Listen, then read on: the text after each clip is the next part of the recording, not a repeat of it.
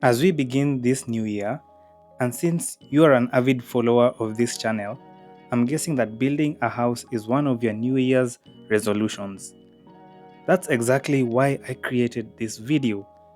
Working with Urbanas from Econest, we've put together a detailed cost comparison between precast panels and machine-cut stone blocks. We've thoroughly explored 6 key aspects when comparing these two building materials. And as a bonus, Urbanas provides valuable cost-saving tips at the end to help with your upcoming project. Let's begin with our first topic, labor and time costs. Last year, we did a video in Katani with you. Yes. That was a precast panel house. Yes. But this is a different house. Kindly give us the details for this house. Behind us is a 3-bedroom, 131 square meters. But this particular one is not precast. We've done it with machine cut stones. As you can see, that's some of the balances we have. Yeah. Basically, it's almost done. As you can see, we are completing up the snag list, a few external works, and we've been here from 24th of November. Yeah. Yes, so we should be below 2 months at the moment. We wanted to finish it within 2 months. Yeah. Yeah. So before we did this video, you told me about how the client came to change their mind. They initially they wanted to do precast, but at the last minute they changed their mind to stone blocks. So let's say in future you find a client like that, someone who initially wanted to build with precast panels, but towards the end they decided to change their mind into to do the house with stone blocks. Yes. That decision, what are the consequences that that future client should be prepared for, using this example? Okay, using this particular case where we had done the design and costings for a precast house, you realize that the biggest aspect that changes when you switch from precast to machine cut is the cost. So, of course, precast is way cheaper than machine cut,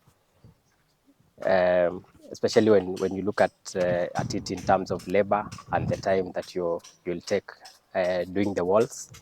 But maybe to cut it short, the biggest factor is cost. Okay. Yes. Now, under costs, I think their cost is a big term that covers a lot of aspects. So let's try to break it down into practical examples that people can understand. So in terms of costs, what is the biggest factor? Now, once they decide to change into stone blocks, what would be the first thing that would financially hurt the client? Okay, the first element is labor for doing the walls. Of course, with precast, you'll need, let's say, around 2 fundis and 6 guys helping the fundis. But in this particular case, in order to stick to the timeline that we had given the client, we had to have more people on site so we can squeeze the time. Yeah. And you find that at a particular day, I think Nathan used to have around 30 people. You find that 30 people. Yeah. Fundis, how many fundis? Like 20 helpers, 10. 10 fundis. And you see that's a lot of people. Considering with precast, you'll only have like 2 fundis and like six laborers. Yes, so the first element is the labor. The labor. Yes. So you have to really think about the labor cost. It's that's the first thing that will financially, you will feel the pinch financially. Immediately, you'll know that you're spending more. Okay. Yes. Now you've said this project needed 20 casual laborers and 10 fundis to achieve the walling, versus a precast where you need 2 fundis and 6 casual laborers. Yes. Would the 30 people versus 8 people do it in the same time, or does precast take shorter? Yeah. In terms of time, what is the comparison? In terms of time, we would have taken around 3 days to do all the walls with precast. We took 4 days with the machine cut. Yeah. And that 3 days you take with precast. Remember, you are not going to come back and do plaster. So we took 4 days with the walling, doing just the wallings without plaster, and we took another, say, 3 days for plaster. Okay. So in terms of time, you'll still take more time than precast. Yeah. Yeah. Now, the workaround for that is to do the walling with stone blocks. You take a bit longer. Yes, Now, definitely. for the client who decides to take that decision, what should they be prepared for? They should be prepared to have more people on the site. Because you can decide to have maybe just the 2 fundis and 4 laborers, but you'll take way longer. You might end up doing the walls only for 2 weeks. Yeah. Yeah. And is that decision cheaper than hiring the 30 laborers at once?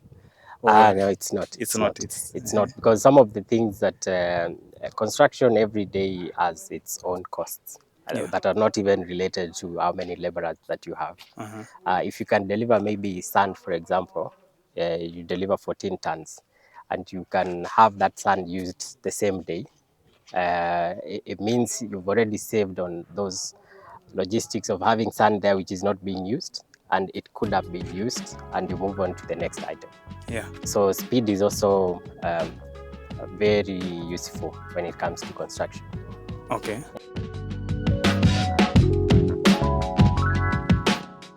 Just how much does plastering impact the budget of the client? If you look at plaster as an item on its own, a standard rate for plaster will be 400 shillings per square meter, and that's on the inside and on the outside. So one square meter of the wall will cost you 800 shillings to plaster on the outside and on the inside. Typically, a good rate for walling is machine cut walling is 1,600 per square meter. Yeah. Precast is around 1,550 per square meter. Yeah. So without plaster, machine cut would be, say, almost the same The as same. precast. But when you add plaster on both sides, now you're working with at least 800 shillings On top. on top. So that's like 2,400 shillings now for a plastered stone wall. If you For add the 1,600 shillings to 800, oh yes, it comes to 2,400 exactly, yeah, versus the 1,550 for precast. yes. Okay. So 800 shillings, when you say that, it seems like a small figure, but where it really adds up when you do your entire house, right? Yes, that's true, because say for instance, this house will have a minimum of, say, 200 square meters for walling. Yeah. So if you do that math, 200 times 800, you see it's some good amount. Yeah. Yeah. Yeah. Okay. Now, for the client who decides to do the key finish on the outside, but do the plastering on the inside, Yeah. is it cheaper than plastering both sides? That goes back to the labor aspect. Okay. If you want to do a very good key, you must get someone who has done it for a while, and their charges are not the normal charges for fundis. Okay. But if you just get your ordinary mason to do your keying, it might be slightly cheaper. But if it's a professional who is doing it, it will be way more expensive. Okay. Yeah, because there's more of art in doing the keying than just it's not just doing lines. Yeah. Yeah.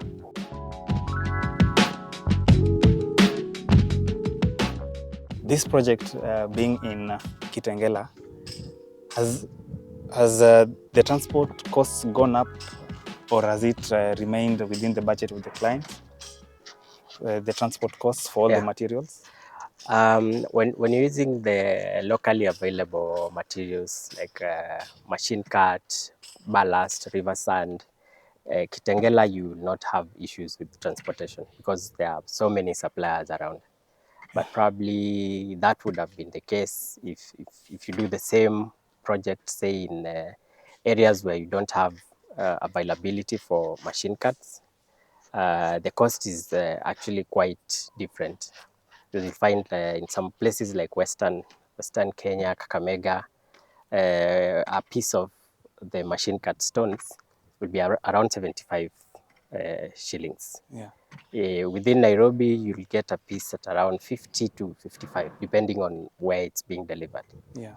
So around here, we did not have any issues with the materials delivery or hiked prices. Okay. Yeah, but it could be a problem when you're transporting them to far distances. Yeah. Yeah. And if we were to compare it now, if the client had decided to build with precast panels, would the client have saved on transport costs? You can say this house would have taken around 140 to 160, which is about 2 trucks. And from Kingdom Precast to Kitengela, it's not so far. Yeah. So that would have been around, say, 30,000 in transport cost, Yeah. which is not so much compared to, of course, the other costs that come with machine cut stones. Yeah. Yeah. You have to ship in the machine cuts versus the sand, Yeah. and also all the other materials that are needed to build a stone wall. Right?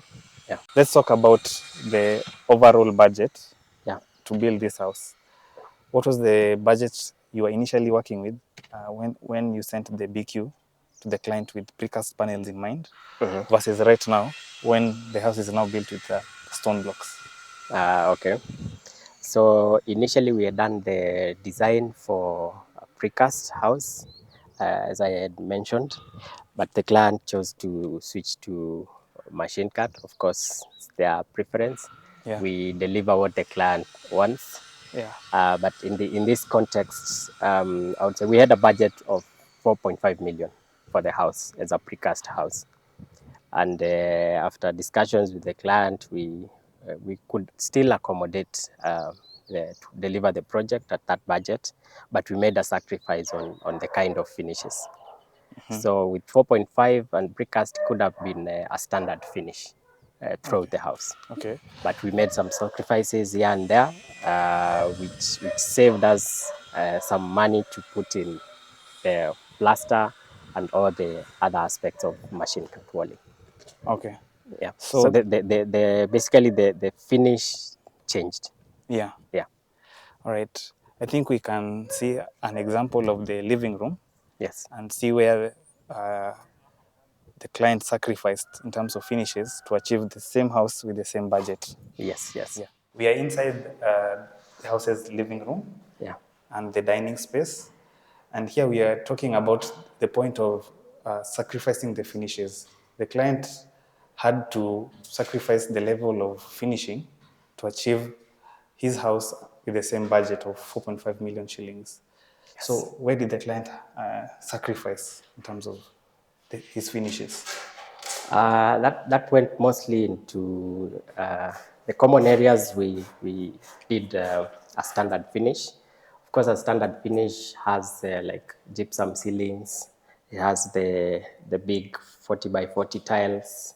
So in this particular room, we did not sacrifice much other than skimming on the walls, but also we did the plaster very well. As you can see, it's coming out well. These are only the undercut. Yes. So with full paint, you might not be able to tell the difference. Yeah. But of course, skimming the walls brings that very fine finish that most people will want to be basic. Yeah. It's usually not a basic finish.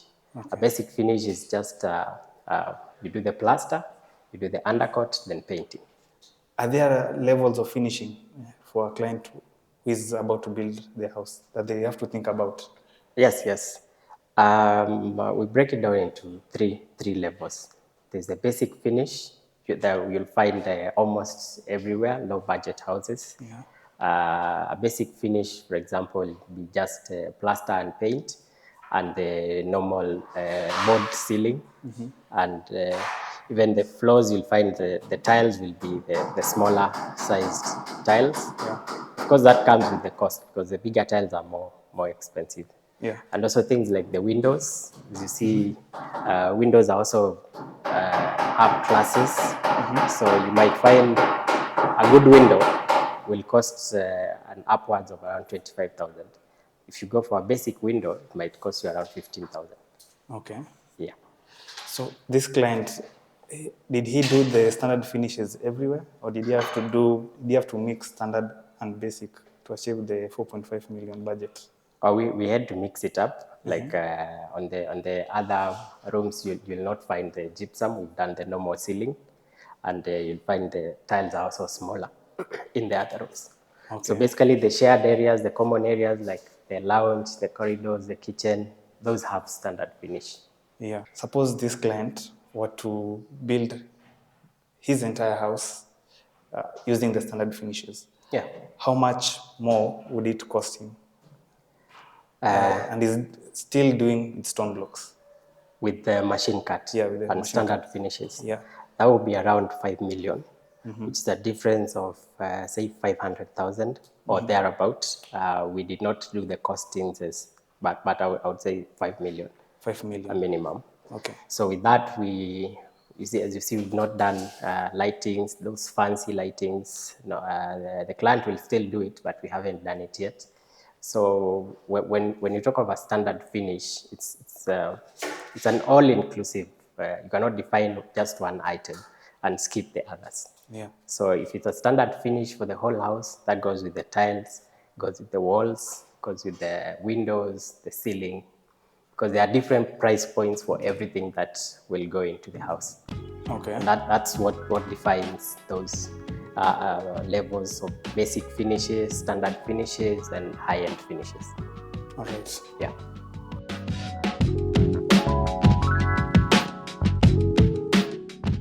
Another point, since you're inside the house, is the usable space.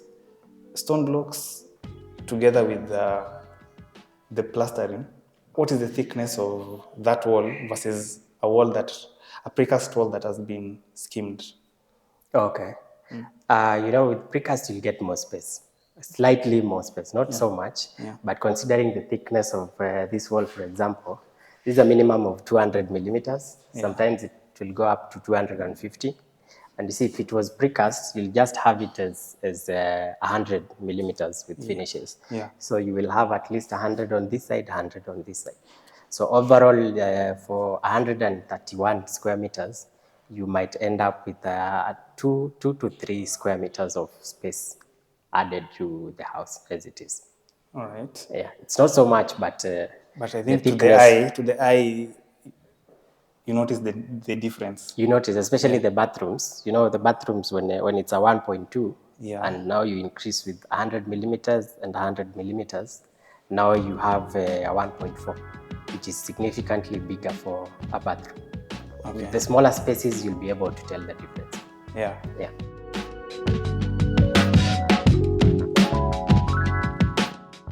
We are more familiar with machine cuts. Yes. And we consider them durable as Kenyans. Yeah. Now we have this new technology called Precast. Yes. And people are asking about its durability. Durability, yeah. Since you've done several projects using both materials, Yeah. What is your opinion on the durability of both materials? In fact, most of our projects have been machine cut.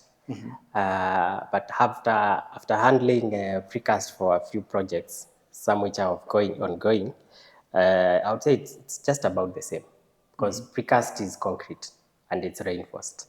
It's not just concrete, but it's reinforced concrete, and it's done in an industrial setup. So in terms of strength and durability, it's just about the same as any other one. Okay.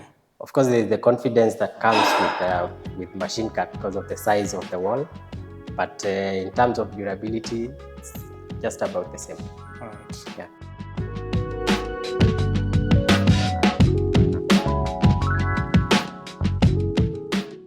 Just as a bonus, Urbanas here has some cost-saving tips that you might consider when you're building your house. So kindly share those cost-saving tips based on your experience as a contractor, having done projects with precast and machine cut stone blocks. Yeah, true. So in terms of saving costs for building, because cost is not a consideration for some people, which is very okay. But if you're considering doing your project within a certain budget, going for precast is a good idea. You'll save on labor for walling and plaster, and also going for a hidden roof. A hidden roof will save so much timber and iron sheets for the framing and the structure of the roof. So those two items, maybe give or take, you can save an upwards of 700,000 for a similar project. Okay. Yeah. When you combine the walling and the roofing. The walling and roofing, yes, that's because those are two of the most expensive items Yeah. in building such a structure. And you would suggest with such a saving that the client would invest that money back into finishing? Exactly, yes, yes. Now with that kind of saving, now you can go for, in fact, almost anything that you've seen on Instagram and Pinterest. Yeah. You'll get exactly what you want. Okay. Yeah.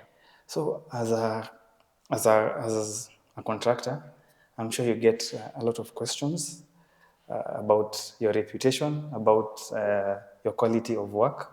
Yeah. So as Econest, what would you say now to the future clients who are watching now? Our method of operation is honesty and transparency. When starting from the design, we don't have any hidden costs. When you bring your design to us, if you don't want us to do the design, so you already have it. We'll be very open upfront. This is going to cost this much. This will be the quality that you should expect. So that communication with clients is the openness with our projects is what gives us most of our referrals. Yeah. Because most of our jobs we get from referrals from clients. Yeah. Yeah. Since you were doing a video comparing precast versus machine cut, Yeah. I forgot to ask this question. Did you do the designing of this house? Yes, we did. The architectural design and structural design? Yes, yes. We have an architect in-house. We have an engineer in-house. Yeah. Yeah. So people can contact you from the start. From the idea, when you think about building a house, think about Econest. Yeah. So I'd like to thank you, Urbanas, for agreeing to do this video. I had this idea to do this kind of video to compare precast and stone blocks. Yeah. But to get a house for machine cut and having someone who has done both, that was the part I found challenging. Sure. Most welcome. So I thank you for agreeing to showcase this house, also together with the client who is watching. Yes, yes. And I hope if you have been struggling with this idea, this thought of should I go for precast, should I go for machine cut stone blocks, I hope this discussion has been eye-opening and it can help you in your decision making as you're building your home this year. Okay, so I would like to thank the clients, specifically their level of understanding and how they engaged us. Construction is a very lengthy and sometimes a tiring process, but they were very understanding, very open to ideas. So, asanteni sana. I wish you happily ever after in your new home. Yes. I'd also like to wish you a happy and prosperous 2025 and success in your upcoming project. Thanks for watching.